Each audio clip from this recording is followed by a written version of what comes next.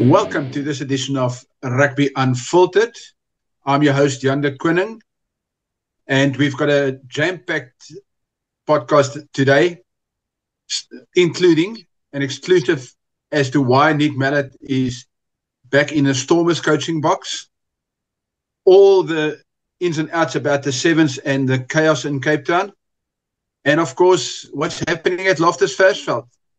Yes, Jan, I think we should kick off with the Sevens, man. What a great weekend for South African Sevens rugby. You know, after the Dubai debacle, as Sun called it, you know, always when you start a series like that, it's very difficult just to start with rhythm and wins. But I really thought the Boks played out of their shoes. And even in that final, you know, the last few minutes or seconds winning the game says a lot about that character. So well done to Philip Snyman and his troops, winning that tournament and the atmosphere that it was. What do you think about it? What's your take? Eugene, it was a wonderful. It was such a pleasure to be there. It's a pity about the numbers, and I'll get to that now. But I have to say that the atmosphere for the final was electric. The game, to watch it live, to watch a game like that live, was something to behold. You know, you get special occasions. I mean, the '95 World Cup, 2023 World Cup final. This was up there in terms of drama in the game. Was right up there. In the dying minutes, the Blitzboks went over and got the winner. But something concerns me. And as much as I love Cape Town Stadium, attendances have declined in the past two Cape Town tournaments. And not even a free beer gimmick was working this weekend. They offered free beer for the first 500 fans that purchased 350 Rand tickets in the party stand. There were tickets for a family of four. Tickets can get 750 Rand. It was also all sorts of gimmicks. However, they failed to tell the people they spoke about 250 Rand cheap tickets. They say to you, oh, you can get tickets from 250 Rand. But what they do, they fail to tell the people that only one row of tickets are available at that price. So you sit right in the top end, the very top end of the stand. You sit and those people are 250 Rand. The very next row in front of you, 250 Rand, and it gets more expensive. And you get 600 Rand for a really good seat in the house. So now you're talking about you want to take your family. It's a dad, a mom, and two children. And that's 2,400 Rand. And then you haven't even started the petrol to get there. The juice, the hot dogs. You just sit there a whole day. You're going to have at least 2 meals there. So you're talking about thousands. It's way outside. I think it's gone completely. If you compare this to previous years, the stadium was sold 3-4 years ago. The stadium was sold out. Why? Because your cheapest tickets were 100 Rand. In the family stand, the dad can take his family for 400 Rand. He can take his family for the day. In the North stand, you can get 100 Rand. You can the West stand, the main stand, was 250 Rand. By 2023, these ticket sales were on at 350 Rand for unreserved seats. So that's how the prices quickly escalated. Unreserved seats for 350 Rand and reserved seats from 500 Rand with experiences, exclusive executive experiences available at 1.5 and more. So I think the big problem is World Rugby has sold this to us as or as they call it, a supercharge the game's global reach and appeal by being more relevant and accessible to younger, leisure-hungry audiences. Their aim was to deliver what ultimately is an immersive experience for those who attend. They're aiming for unique festival of sport and entertainment and culture and all sorts of weird things and exercise and, you know, against the backdrop of Table Mountain. It all sounds good and it's all gimmicks. But in my view, and I feel very strongly about it, in my view, it was a monumental failure. Rugby is now a sideshow. It's no longer the Cape Town Sevens. It's now the Cape Town Party, and the rugby is a sideshow. I went for a walk around the stadium, Eugene, and I know I'm getting on a bit, but I went for a walk around the stadium on Sunday, getting one of many lengthy breaks. Because now they've got less teams, 8 teams. So you don't have rugby all the time. You have breaks in between the games. And it was obvious rugby is just a sideshow. There were thousands of well-lubricated attendees, and believe me, they were well-lubricated. They had little or no interest in the rugby. the bulk of them only watched the Blitzbox. The rest of the time, they were listening to drunk rappers and some really out of tune. Eugene, you as a musician would have hated this to hear out of tune people. I mean, I'm not a musician, but even I could hear that some of those guys were out of tune. And I had a chance to speak to on a one-on-one. So for balance, I had a chance to speak with the successful Blitzboks coach Philip Snyman about the final and the poor crowd. So I think it's worthy to give balance. I mean, it's my opinion. I feel strongly about it. But Philip has a different look. So let's listen to what Philip said after the final and the state of affairs at the Cape Town Sevens. Talk to us about the atmosphere. Even though by Cape Town standards, that was a small crowd. Not a small crowd, but I mean, it wasn't a full crowd. Yet they made such a noise. Talk to us about the atmosphere. Yes, it was electrifying. I mean, that pulled us through a couple of games over the weekend, and we drew a lot of energy from the crowd. And just when you thought if you don't have a chance, they just pick you up. I think there's a couple of moments that last minute against Fiji when we had to score in the dying seconds. Now in the final again. So thank you very much to all the support, not only the Cape Townians but the people from home. But this crowd was electrifying. Do you think that performance tells Cape Town that you deserve more? You deserve a full stadium every time?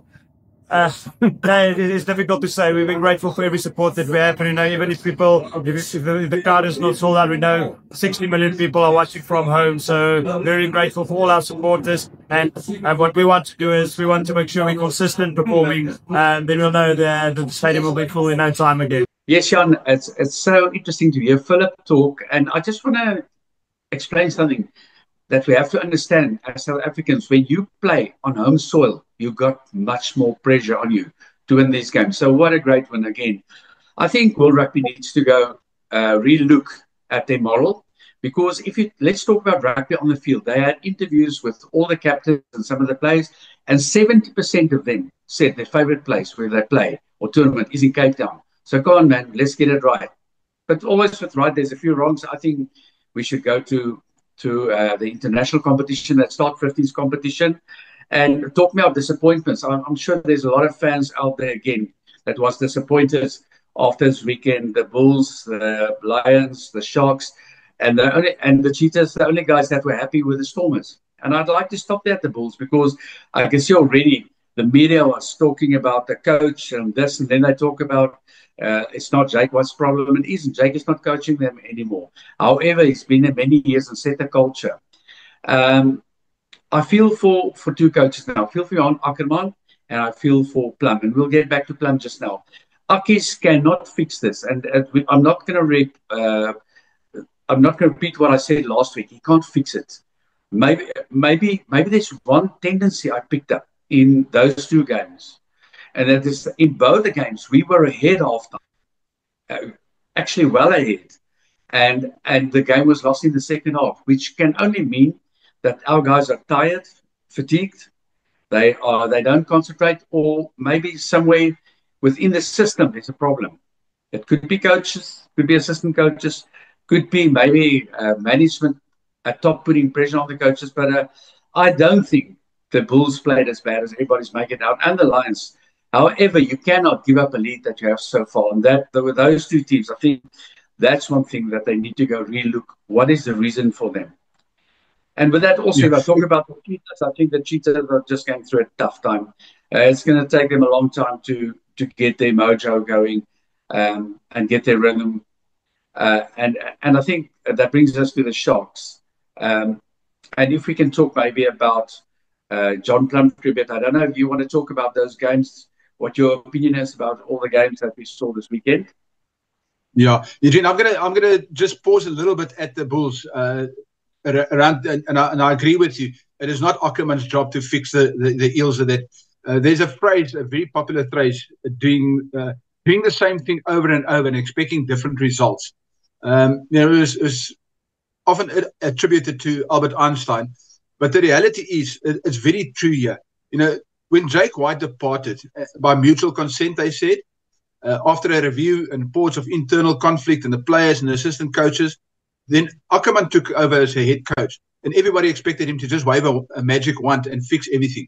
However, most of the assistant coaches were retained. So Andries Becker, Chris Rousseau, Werner Creer, Jean Tit, the playing roster and the team leadership who were so against Jake White, they're still there. So that the culture, and I understand what you say, Jake created that culture, but they created their own culture by rebelling against Jake and getting rid of him. But that culture is still there. So Ackerman now has got to deal with a culture which is going to take a long time to change. And sometimes you need to change players as well, or assistant coaches and stuff. And I had a chance. I reached out to Willem Strauss, the president of the Blue Bulls Rugby Union, to ask him, what is going on, and I was quite critical of the Bulls, and for that very reason, because I feel that they blame Jake White, moved him out, and they bring Ackerman in, but they still sit with the same problems, the same issues that blighted Jake's term, the latter part of Jake's term. So Willem Strauss didn't want to talk to us, but he sent out a written response, which I'm going to read because it makes sense. It's their view, and they're entitled to their view, and they're entitled to the response because I am critical of them. So I'm going to read to our viewers exactly what Willem Strauss said to me. This is Willem Strauss, and I'm quoting: "For the first time since he," and he's talking about Ackerman, "he joined us, our coach has access to the bulk of the Bulls squad. Although some of our Springboks now have their compulsory rest periods." So they have most of the Springboks back, but some Springboks are still having rest periods, which means they still don't have a full squad. "Until we have a global season with the Rugby Champs and the Six Nations running parallel, the coaches of South Africa's URC teams that produce a high number of Springboks will be at a disadvantage. It shouldn't be like that. It's especially difficult for a new coach like Akkers." Now, I agree with Willem Strauss. There is a flip side to every coin, but I still think they need to take some blame for saddling Ackerman with the bulk of Jake White's coaching panel or backroom staff. Yes, Jan, it's not that difficult. Sometimes you have to have difficult conversations with management, with players, and if it is so that there are toxic players or toxic, actually toxic is not a nice word, but it is basically players that wag the dog. You have to get rid of them as soon as possible and start building a new platform and a team and a culture and so on. So yeah, I think we need to have a good Christmas and take a break, and all the teams can go regroup and replan and come back with new ventures. But I actually agree with Willem in a way regarding just to bring it in parallel. Yeah. I have to, here's probably a good time to refer to the Stormers. You spoke about the Stormers and how are they? 7 games unbeaten. They've got the top of the URC. They doing very well. They a hell of a comeback in France. But we saw a very interesting, and we spoke about it at the start, we saw Nick Mallett in the Stormers coaching box. So having remained unbeaten and suddenly seeing Nick Mallett there, everybody wants to know, so what does Nick do? And he meant, the Stormers have this thing of tapping into other coaches and not just relying on John Dobson and his backroom staff. They are willing. I think Rassie does that very well as well. They're willing to talk to other people, get ideas, and we've got an exclusive interview with John, who's going to explain to us exactly what Nick Mallett is doing, what his role is in the coaching box, and what he's doing at the Stormers, and what is it long term, short term. But I'd rather let John explain it to us. Nick Mallett was a welcome addition last week in France. We have a sort of very informal rugby committee that advises on rugby matters, and it could be anything from the trends in the game to junior players we've seen, or what our squad looks like, or what our game model looks like, or anything we've seen. And it's just an advisory body that gets together every now and again, and he sits on that. He's a former, he obviously played for the Union, director of rugby here, coached the Springbok team. And, sometimes we've had last week with us, we had Jan Leroux. He's obviously one of the owners and the CEO, sits on the rugby committee. He was with us in Munster, and we thought Nick would be great in France. He speaks the language very well, knows Bayonne well, and Biarritz in that area. Played some kind of coaching games there, played there. Just sort of knowing the local conditions. And he was in a position to be able to attend the Lyon game against Bayonne the day before, so it was very useful scouting for us. But no formal role, just a friend of the team, really, just advising, spent the week with us. And I'm sure he could give some feedback. It's not just a formal report from the coach to other stakeholders and the Stormers, obviously always brings an energetic, compassionate presence, and certainly had a good knowledge of the Basque region and its cuisine. So, no, nice to have him, and as Nick's never shy to share his thoughts, so it's useful to have I suppose what you call in trendy terms now, a disruptor, but as I say, he's a very good friend of the team. He comes whenever he can, pops in at training, that sort of thing, but no formal role. Yes, modern rugby, the coaches use specialized people and personnel around them.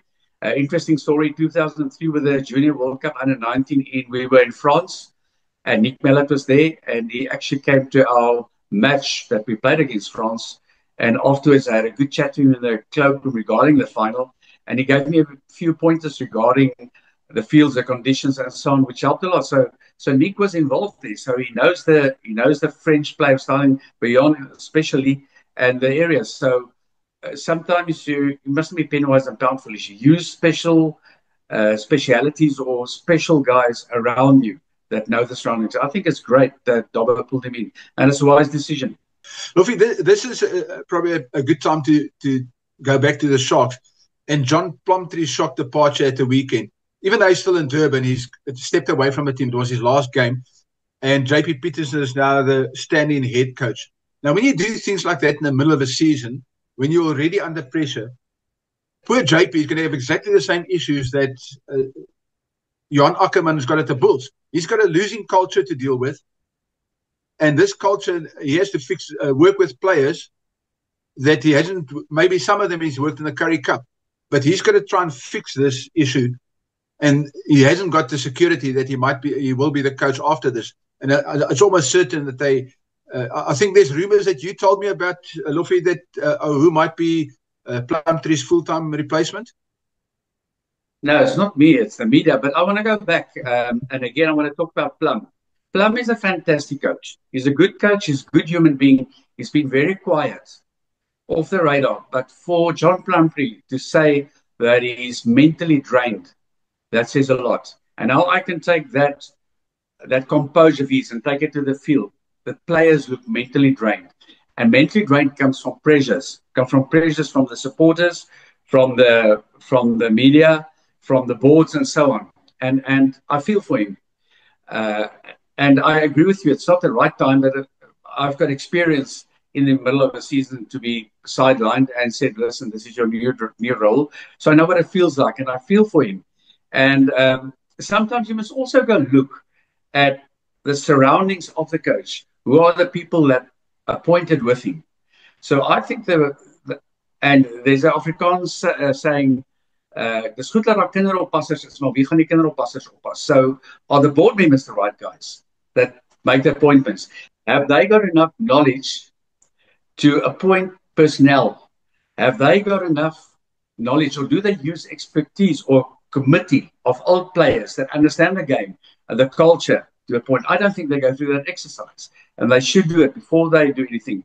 And I think JP's also a great guy. I think for them, he's a future coach, but this is going to put him under pressure as well. And the same is going to be for him. You won't be able to change that overnight. And again, the people are going to expect you have to win. Next week you have to win. It's not going to happen. No, I just read in the media that Jake White was approached by the Sharks. It could just be the media. And if I recall right, he had a stint at the Sharks, and he left there on good terms as well, and good results. So maybe not a bad thing. Yeah. Eugene, I think we've got, and you've touched on the Lions. They struggled. They had a good run. What surprised me of the Lions, and before we finish, I just want to touch on the Lions and maybe the Cheetahs. What surprised me of the Lions is that they're now going to play the second leg of the Challenge Cup against Newcastle in England. And they've sent their B team. They kept 14 of last week's starters. Jared Kearns is the one guy, and he's going to captain the team apparently in Newcastle. but they've kept a whole A team here to prepare for the URC game against the Stormers in Cape Town on Saturday the 20th, next Saturday. That's a risky move to do that, to take a risk like that, the rest of your whole team. And I understand the travel thing and the short turnaround and that, but it's always a risk because you risk losing momentum. And if they lose this weekend and the Stormers is on good form and they lose against the Stormers, they can end up exactly where they end up last year, where they literally had a good run, moved into the playoff, and suddenly they just drop out and they end outside the top 10 again. Jan, they don't have a lot of momentum currently. Although they're playing good rugby, they sort of, the momentum comes and goes. And sometimes when you plan your season, you decide that you're gonna take a risk with some games, or you actually prepare to throw a game to win a next game that is more important. But to me, it doesn't make sense. But the coaches and the staff will have good reasons why they are doing that. And really, they played well. If I recall right, they were leading 10-8 halftime against Benetton. And then the end score was 26-18. And it was actually a great game. And I think what they started slipping tackles and they started slipping their formation and form. But there are reasons why they do that. But you've got a valid point. If they play the Stormers and they get clocked again, it's going to have a big negative effect on the team itself. Yeah. Finally, Gene, I want to finish off with this one. My sympathies goes out to the Cheetahs. You expect them to play and be competitive in against massive teams in Europe, and they try hard. Those guys are talented players and they try hard. But when you play only 4 games a year, 4 serious games in Europe a year, you cannot expect these guys to be competitive all the time because they play the Challenge Series as a warm-up. But then teams pull out, and then they, instead of having 4 games or 6 games to prepare, they suddenly have just 2 games to prepare. And everything goes bad. So to me, and this is where I agree with Frans Steyn, their coach, to me, it's vital that the Cheetahs get some competition outside of the Currie Cup and the SA Cup, so they can actually keep their players busy. So you don't have players that don't play for 3 months and then suddenly have to play a top European team loaded with international stars and expect them to win. So I really, really do feel for the Cheetahs, and unless they get into a proper competition, they're always going to be struggling in the Challenge Cup if they still get another invite back. Yes, Jan, I think we need to give them credit for the first half because Exeter started with a bang and they dominated all phases of the game. And halftime was 7-0. And then second half, the wheels came off, and I think it ended on 42-12.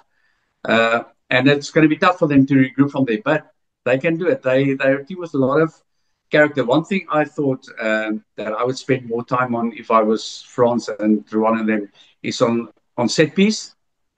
But you cannot take away the effort that they put in the first half. Again, I'm coming back to 3 of our teams lost with margins in the second half. Maybe that's something we need to relook. And maybe it comes back to the point of our seasons that are not aligned with the North.